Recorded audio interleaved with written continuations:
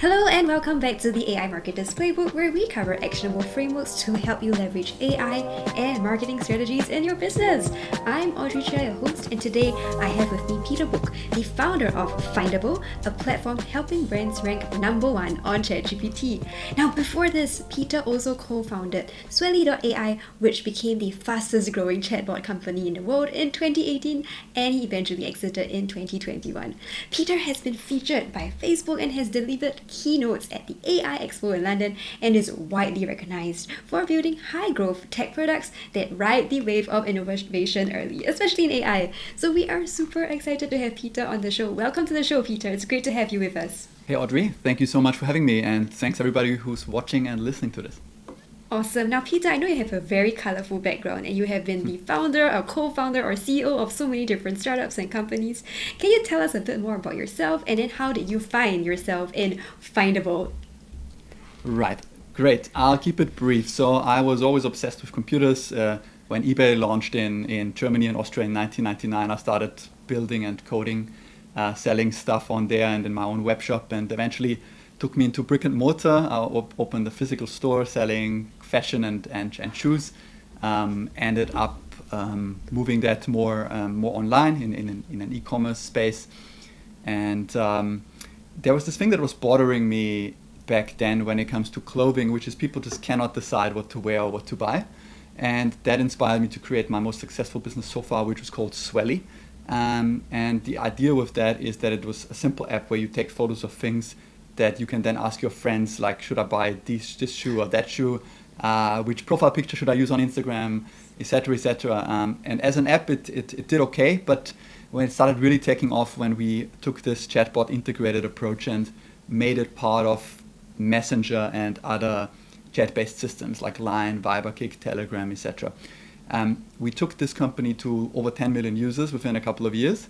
Almost spent no money on ads, so we always tried to just reach our users in different ways. And I guess that's also how I landed in the SEO and now AI SEO space with Findable, because we see a similar thing to what happened a few years ago. We see a platform shift where people are searching for you in a different way. And with Findable now, we're closing that gap between the old SEO and the new SEO, because people are always going to look for brands and companies, and we make them findable. Wow. And I think it's so amazing, right? Because you're always seizing that opportunity, and it seems like from all your past experience, it's always looking for that gap and then thinking about how to leverage it. Now, you talked a lot about the old SEO versus the new SEO. Maybe Yes. for a start, for people who don't know what SEO is, what is it, and what is that big shift you just mentioned? It's funny because I recently explained this to my mom, and she had absolutely no idea, and she doesn't even use Google. So SEO is search engine optimization, and what that means is that you can optimize how you rank within Google. That was the old SEO. So the way people search for, let's say, a hairdresser in your area, they would in the past they would have Googled like hairdresser in my area literally, and the results that would pop up would then be clickable, and you could find your hairdresser, right? Most people have heard of that and have heard of the normal SEO and how you can optimize that. What's changing now is mainly search intent. So because in 2025, there is a big shift where Google searches are still quite high, but clicks are going down, and people, and especially marketing, panic, and they want traffic from other sources, ChatGPT, Perplexity, and other LLM-based tools. And the big shift there is that they don't work like Google. You have to do something more complex than just appearing in Google search. And that's where we come in with Findable. So we built a stack of tools that look at your brand and help you identify what gaps you have. We call it content gaps, like what you can do to be more findable, to appear and be a #1 or #2 answer when a user asks for something in your space in ChatGPT. And again, I think the most important difference between old and new SEO is that it got more complex, and it has a bit of a mix of the typical SEO with content, because content and social got way more important now. ChatGPT doesn't just look at Google anymore. They also look at Instagram, they look at Reddit, they look at Wikipedia, etc., etc. Wow, and that's already like such a big shift, in the search kind of landscape. The interesting thing also is right now, I think people are searching in different ways, right? In the past, you Yeah. would search on Google, you probably have a specific search term, but now with AI, it's a lot more conversational, right? How has that trend shifted? Or what changes have you seen? So what I see the most actually is not only that the intent or the way we search changed in terms of what we ask, but also that a lot of people don't just use one platform. So customers, before they buy new shoes, a new computer, or rent an office space, they would go to ChatGPT, they would go to Perplexity, and they would go to Google, check all of those sites, and then they make a decision. So it just got a little bit more complex, and I think that's what's exciting for me, because historically the big companies have dominated Google because they spent the most money, and especially like in the categories like travel, you have your couple of big companies who are Google's biggest customers, they outspend everybody else, and you have no chance. In this shift now, with some clever tricks and a lot of hard work, you can still be findable by those platforms. Interesting. You mentioned also that ChatGPT or an AI tool now looks at Mm. different platforms, right? Not just Google. What kind of Yes. platforms are they actually scraping through, and how do you guys at Findable decide, what types of platforms to also look at? Yes. So one of the tools that we built in Findable is a content gap analysis, and that actually looks at what opportunities you have, but also what sources the LLMs are actually looking at. So, for example, there's often what surprises me now is that there's often old blogs in certain categories that appear now in ChatGPT that had literally no relevance in Google whatsoever. There's often Wikipedia as a reference point. There's often Reddit. So if you can somehow make your way into a Reddit communities, you have a good shot. In our tools, you can check these things, and yeah, for example, it could be a magazine like Forbes that writes that has the best answer for the current search term. So if you optimize for your company to actually be featured in a local Forbes magazine or even global, that could have a big impact. So those like editorial pieces in platforms that are established often really work well. Oh, interesting. And what about social platforms? You mentioned Instagram and maybe other social networks, right? Yeah. Are they increasingly important right now? They are, because content is important, right? So if I was a fashion brand, it would be very relevant for me to be big on Pinterest and on Instagram, because ChatGPT looks in those platforms and gives answers based on what appears there. So for example, there could be big creators in your industry that you haven't even heard of or that are not on your radar that LLM-based searches now pick up. I think another interesting thing to consider is the way people search, right? As I think you mentioned that as Yes. well. But should brands optimize for the different ways that people are searching? I am guessing that the questions now are going to be a lot more personal, and the questions now are also going to be a lot more, perhaps it should be more flowy as well, right? Because you're going to go from one question to the other in a very conversational way. Unlike when Yeah. you had Google, it's just one search term and you're just scrolling through it. So with that in mind, do brands need to consider the new way that people are searching? I think yes. So one of our tools is an FAQ generator in Findable. So because search intent changes and people ask more questions, like direct questions, an FAQ is really relevant for your website. So that's frequently asked questions. For example, what is what's a UK 9 shoe in EU size, for example? If you have those answers on your website, then that will certainly help. What we do with FAQ Generator is we look at your website and we auto-generate FAQs that our LLM anticipates that users might be asking. So that there you're already one step ahead. So for you as a copywriter, what we usually like to do is working closely with copywriters, because the LLM answers, while they are correct and make sense in terms of what's in there in terms of search intent, they're not always good to read, and they don't always work well in terms of the way the brand would like to communicate. Yes.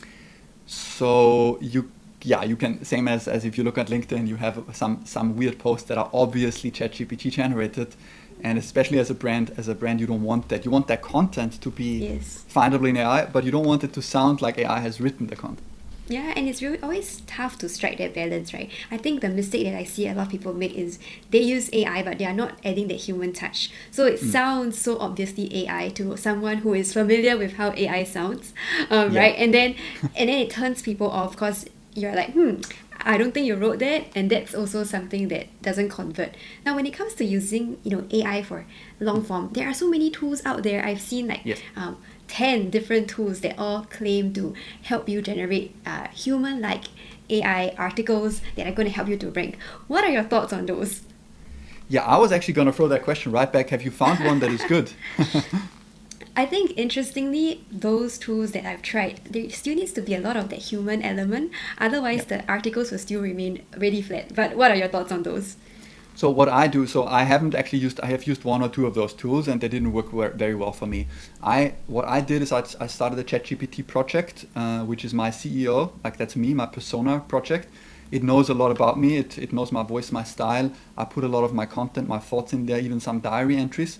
And I prompt that project to give me an article in my style according to a subject or a project that I'm currently working on or for a specific client. Often mix that with trends. We have a trend analysis in Findable, for example, that shows you like the current Google search trends. So I throw in a search trend with my voice and a client brand, and I have something that sounds like 80% like it's me, and then I have to edit it a little bit. I wish there was a tool that did that like totally for me, but I haven't found that yet. No. Yeah, and I love the use of projects, right? You also said it's a very smart way of using AI to capture your voice, your knowledge, and you Yeah. retain it so that you don't have to keep starting a new prompt. And of course, ChatGPT has its memory feature, but I know that at least having projects allow you to work with different clients and almost have like that mini knowledge base for each of it. I'm also curious to find out, right? How do you know whether you're ranking well on AI? What does that look like? And there are so many different models out there. Yes. So, I mean, the first thing is you have to ask yourself what is important for you and which market are you at, right?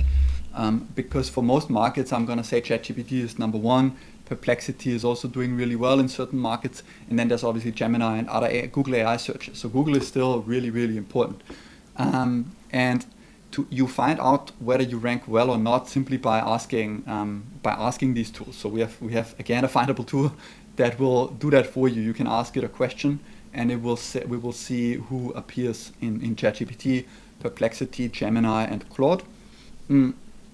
If it's you, great. If it's not you, what it does really well is we show you not only the people who appear, so your competitors, that list including links, but also the sources. And this is what's actionable, right? If there's a source, for example, there's a Wikipedia article or there is a Forbes magazine article about the best copywriting agency in Singapore, for example, then that could be you, that you could be in there. And if you're not, then you better reach out to them. Or like a restaurant test. These are blog posts that work really well in certain industries like or niches like vegans. 10 best vegan restaurants in Cape Town, for example.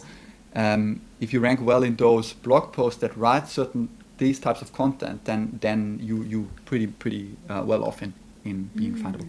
And have you found that AI tends to cite from very specific sources? Is there a trend that you've seen so far? I mean, things that are currently really ranking high is with Wikipedia and is Reddit. There's other than that, it's very specific to the area. But what I've noticed is that ChatGPT doesn't love to look at Google, so they like to look at other things first.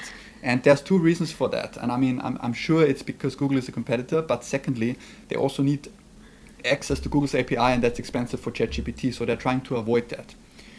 And that said, what's also really interesting if you're looking for an edge is that if your website has a good blog and has content like where you think you have all the answers for what ChatGPT might be asking, you have like 100 blog posts on, I don't know, used cars, for example, put at least the headlines, if not the whole content, on your landing page.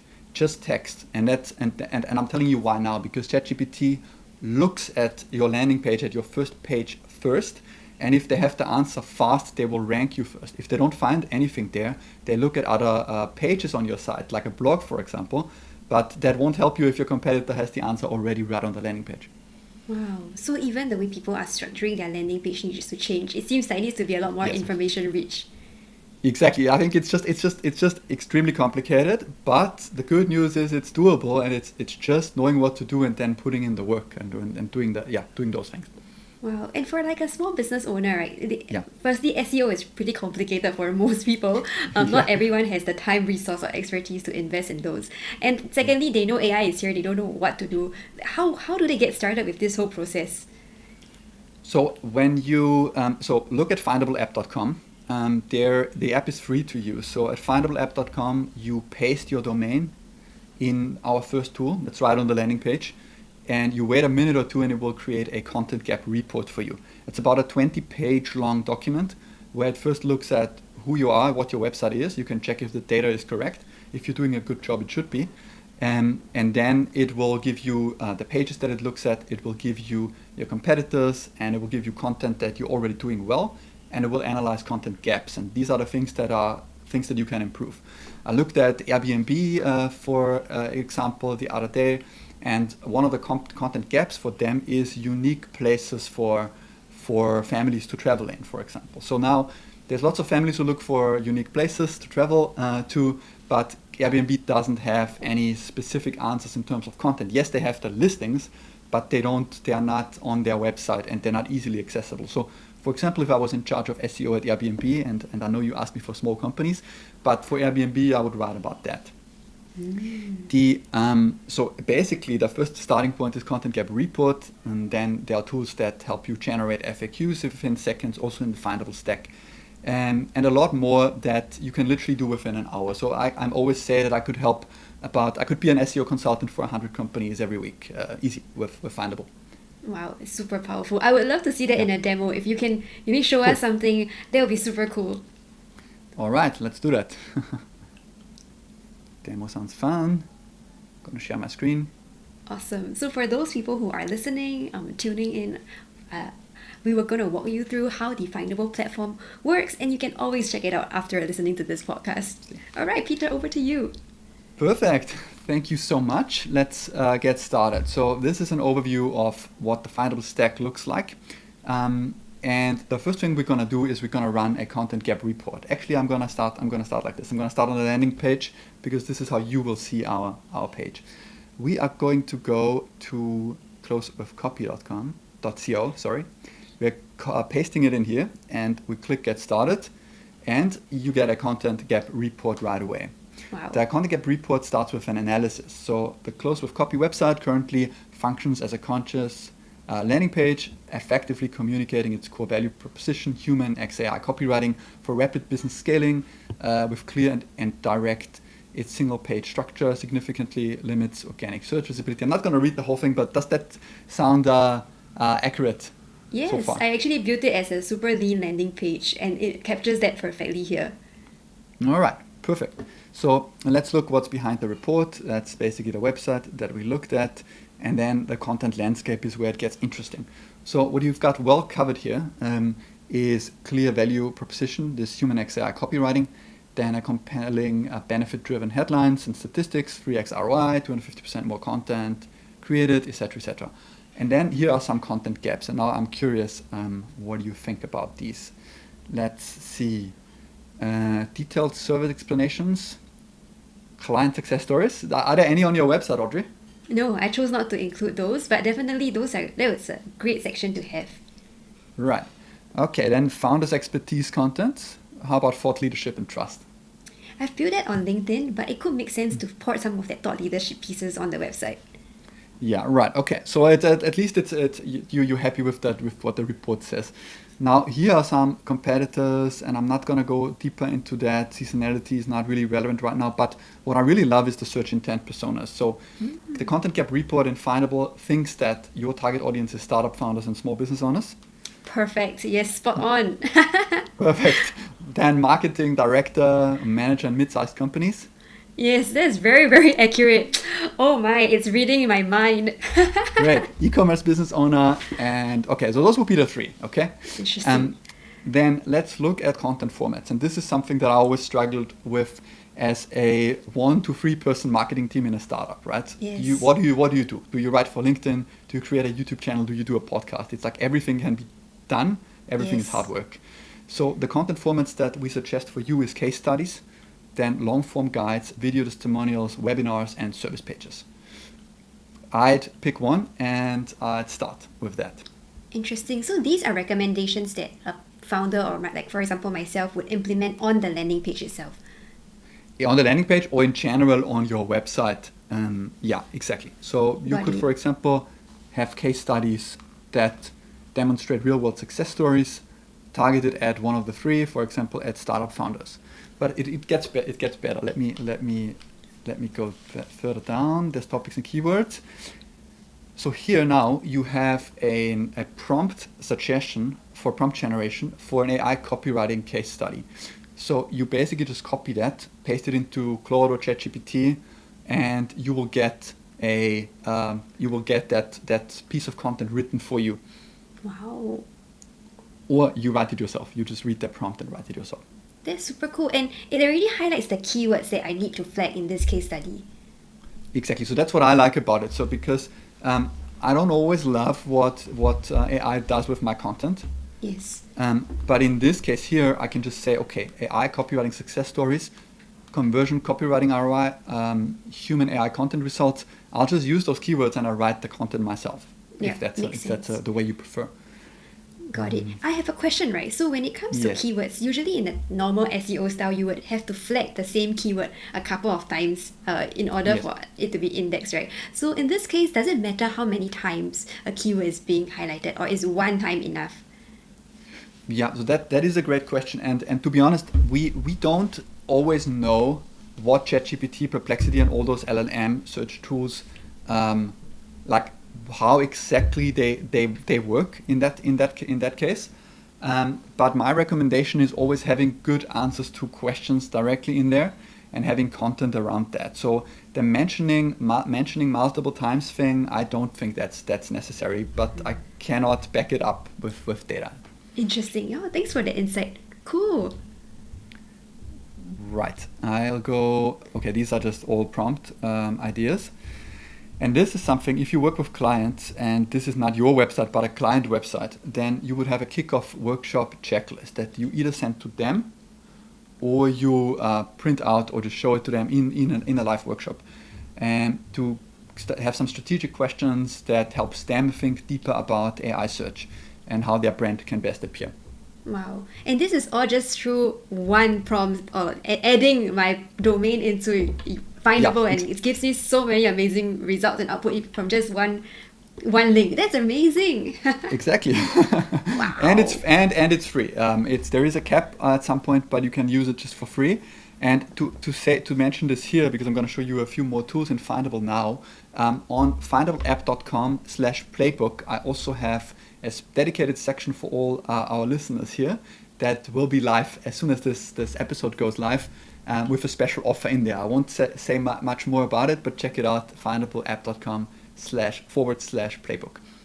Super cool, Peter. I think our listeners would be more than thrilled to check out Findable and also use that code. But yeah, thank you for sharing those amazing insights. I think even for me, it's very interesting to see how it's already spotlighting certain personas that I personally target, as well Yes. as opportunities and gaps that maybe I as a marketer could start thinking about building out.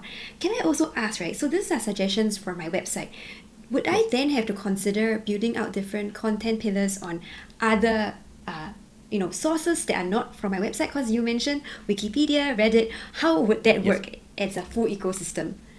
Right. So we have a tool here that is. Oh, wait a second. That is a query search. So I'm gonna just give you an example of a search that I did for Booking.com. Okay, that was not a good example because that didn't work. For the what are the best monitors for MacBook Pro in 2025? For that search query, for example, we can look at ChatGPT, Gemini, and Claude at the same time.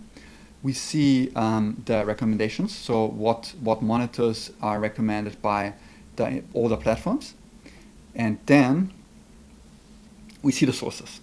So in this case, for this question, for the what are the best monitors for Mac Pro in 2025, in your case, what are the best, like what are great AI copywriters who use human and AI? I don't know exactly what a good search term for your business would be. You would also see those the same list of sources. Here in this case, I don't know this page. Obviously we know YouTube. MacChow2.com, BenQ seems to rank really well. If you can act on whatever sources show up here. Yes. If it's a small blog, if it's Wikipedia, if it's Reddit, then do a bunch of searches with a bunch of keynotes, write down the things that are important and that keep coming up, and then you can act and make sure that you are listed on those platforms. Interesting. One observation that I found, right, was when I'm using deep research on ChatGPT, sometimes it pulls from sources that are really obscure blogs. Basically, I would think that it will pull from more established sources, but I do realize, at least based on my experience, that it pulls from random mini blogs and microsites that I haven't even heard of before. Have you noticed that? Yes, I have also noticed that, and I think that's what excites me actually right now, because like again, I was looking for a hairdresser here in Cape Town. And there were blogs that came up on ChatGPT as sources where the articles were 10 years old, and I'm not even sure if those blogs are still active. So if I was a hairdresser in Cape Town, I would reach out to that blog, and if it's no longer active, I would even try to get that domain from them and put my own hairstyling blog up there. So those are like quick and easy wins that big companies just don't have on their radar yet. So I think that could really help. Interesting. And I think that presents an opportunity for so many of us, right? Basically, Exactly. new ways to start being active and online and visible on, AI search engines. And that is definitely a new way of doing things. So maybe circling back to the conversation on the AI wave, right, Peter? I know you have some thoughts about, leveraging AI and also adopting this new way of work. But it's also changing the way how we work, as marketers, as creatives, as founders. How are you seeing this huge wave? What is that main difference you have seen so far? I mean, the AI wave essentially just means that we can get more done with less people. So the way I see it is, we are trying to build a big company with less than 10 employees. I don't necessarily think that the $2 billion company is going to come anytime soon, but I think like 5 to 10 people, if it's the right kind of people, that can happen, and that can happen soon. So I think, like I mentioned earlier, I could probably be an SEO consultant for 100 companies at a time within a week. And 3 months ago, I couldn't have even done that for one client because I didn't have a lot of knowledge about SEO. Now with all the tools that we're building, you can outsource that, and you can learn so quickly and use all of that. You can use AI agents to automate emails. You can use content creation platforms like you mentioned. Like I think what I see happening is, especially in my field, in SEO and in marketing, I believe there will just be one person running SEO and potentially even just one person running marketing in a company. And yes, there will be contributors and creators, but they won't necessarily all be humans, and they won't necessarily work in the company. Because Audrey, if you can help me and 50 other companies with copywriting, why would I need a copywriter in-house if I have AI and I just need that little bit of human touch on, 50 to 100 content pieces, right? Definitely. I think the interesting thing is now there is a opportunity for people to start rethinking the way they work, and also rethinking the business opportunities that are going to come because of this change. But for people who are feeling, on the fence about AI and still very worried, especially for people in the traditional SEO space, what do you have to say to them? How do you think they should be adapting or pivoting? Yeah, so first thing, I think they should be worried because if you don't want to change, I can do 100 times what one SEO consultant can do using AI tools, right? But if you do want to change, you have the knowledge and the client relationships that you will outperform me if you're using AI. So I think the smart thing to do is just keep learning and keep using new tools like Findable, like Claude, like ChatGPT, like Lovable to build websites and products. I think it's a unique opportunity to build a whole lot more than just content, to build your own actual products that serve your clients. And I also, I think we've been like trained in the past decade or two to work and work and work and to spend 80 hours in front of a computer or 60 hours. And I think if AI goes the right way, this won't be necessary. Some people will want to work a lot, but others can be smart and see it as a gift and work there 15 to 20 hours using AI tools and automation, and that's it. And they make a good living, right? They might even be millionaires working 10 hours a week. I'm sure it's definitely possible. And I think even day to day, right, for any team, it's very incredible to see how AI can empower other team members. So even for myself, I work with non-native English speakers. I work with team members who may not be as trained in copywriting as I am, right? But then again, if you give them the right AI tools, the right prompts, the workflows, they get to really produce high quality work that is, comparable to a mid-weight or senior copywriter. And I think that ability to, gain new skill sets or equip or empower someone with AI is also a huge opportunity for many businesses. Exactly. How has it changed your work using AI tools? It's changed my life. I always say, without ChatGPT, I wouldn't be doing what I'm doing today. And even for me, right, because I'm more of a conversion copywriter than a long-form copywriter, but the work I produce is still of the same quality. I'm still getting increased click-through rates, increased ROAS for clients with AI, but now done 70% faster than before. So imagine same quality output, done so much faster, done at a scale that I could never have done before. Of course, that means faster results for clients, and us as being a lean team doing what maybe a 10-person team can do now, I can do it 3. I think that has been incredible for many people. Yeah, I'm glad you get to embrace that for yourself, and I think that's the right outlook to have. Yeah, and Peter, since you have scaled so many startups, right, and you have talked about growth as well, what do you think is the most important success factor for a startup in your space? There's only one thing that kills startups. That is, founders run out of energy and give up. So there's always money. You can always find money. You can always find clients. You can always find new things to build. Just don't build too many things at the same time, because a lot of opportunities is as bad as too, or worse than too little opportunities. But I think, don't run out of energy and just build and keep going. So that means for some people like myself who tend to overwork, to actually force yourself to take breaks. For other people who sometimes need a bit of a push, they get their energy from scheduling regular chats with other founders so they stay on track.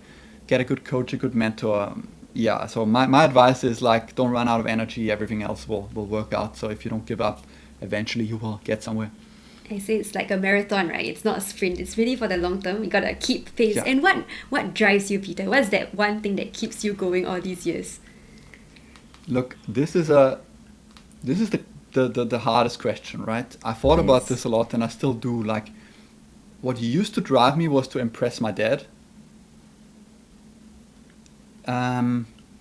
What drives me now is to help other founders succeed, because I know how hard it is.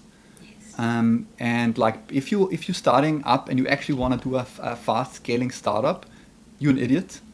But if you're still doing it, like me, at least you need help and support. Because it is extremely hard, and there are so many easier ways to make money and to live a good life.